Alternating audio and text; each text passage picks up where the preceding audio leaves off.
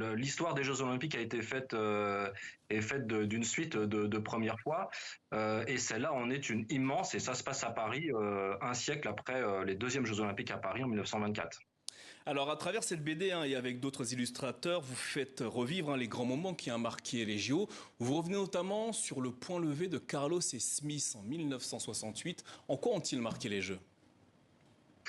Alors à l'époque, ils sont américains. À l'époque, aux États-Unis, la ségrégation raciale fait rage, et un peu partout aussi ailleurs dans le monde. Et les Jeux Olympiques, c'est le lieu pour donner écho aux grandes causes.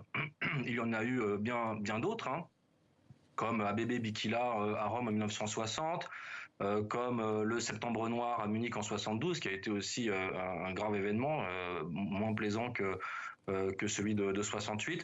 Mais c'était une façon de revendiquer, de lever le poing et de crier son existence et de mettre fin à la ségrégation raciale aux États-Unis et partout ailleurs. Alors, cette BD revient également sur une anecdote passionnante entre les athlètes Elana Meyer et Derata Toulou. Pourquoi vous êtes-vous intéressé à ces deux femmes? Alors, c'était des Africaines du Sud, une blanche et une noire. Et à l'époque, l'apartheid fait rage en Afrique du Sud, malheureusement. Et il y en a une qui arrive première de la course, l'autre seconde. Et contre toute attente, le public ne s'y attendait pas. Elles tombent dans les bras l'une de l'autre. Et c'est un moment, c'est une photo de l'histoire humaine qui a eu lieu pendant les Jeux Olympiques, et qui est un formidable geste de ces deux athlètes, qui a fait écho ensuite en Afrique du Sud. Alors, dans cette BD, les lecteurs pourront également savoir pourquoi l'athlète polonais Władysław Kozakiewicz a fait un bras d'honneur au public russe en 1980 lors des Jeux à Moscou. Page 208, vous revenez notamment sur la place du paralympisme dans l'olympisme. Pour quelle raison? Alors, parce que le paralympisme, alors c'est inhérent à l'initiative de Ludwig Guttmann, qui est un chirurgien qui a étudié et qui a aidé les blessés de guerre à revenir un petit peu comme les valides, d'essayer de les guérir, et c'était un échec, et il s'est dit que ça pouvait passer à travers le sport, et à l'époque on le traitait de fou, quoi. Et comme d'habitude, ceux qu'on traite de fou à l'instant T deviennent des précurseurs en fait à l'instant suivant.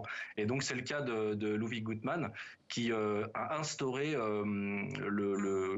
qui a fait intégrer le handicap dans l'olympisme et dans le cercle de l'olympisme mondial. À ce sujet, les JO ont-ils fait bouger les lignes en la matière? Ah largement, oui, oui.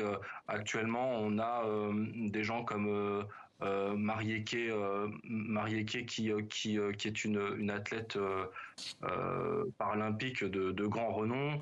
On a même en France, on a ce basketteur fauteuil qui est un exemple, et qui fait des ateliers dans les écoles, enfin qui promeut aussi Riyad Salem, il s'appelle, et qui promeut un peu le handicap et la sortie du monde des blessés, entre guillemets, grâce à l'olympisme, encore une fois, qui est un porte-voix exceptionnel pour le monde du handicap et pour le monde politique, sociétal, voilà.